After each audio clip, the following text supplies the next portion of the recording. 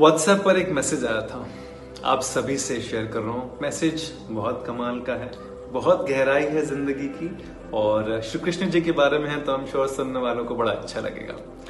कहते हैं कि श्री कृष्ण जी से सब कुछ छूटा।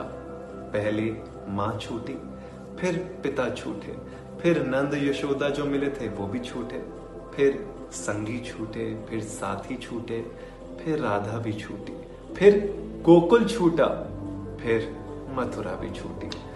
मतलब सब चीजें छूटते ही चली गई, सबसे रिश्ते नाते टूटते ही चले गए, सब पीछे छूटते ही चले गए। लेकिन अगर कुछ नहीं छूटा तो वो क्या था?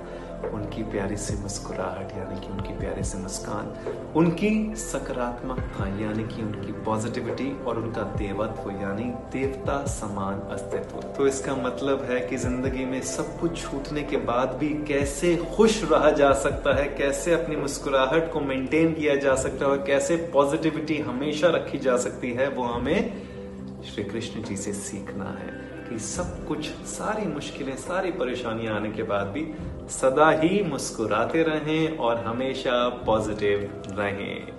Thank you so much. We share, we grow.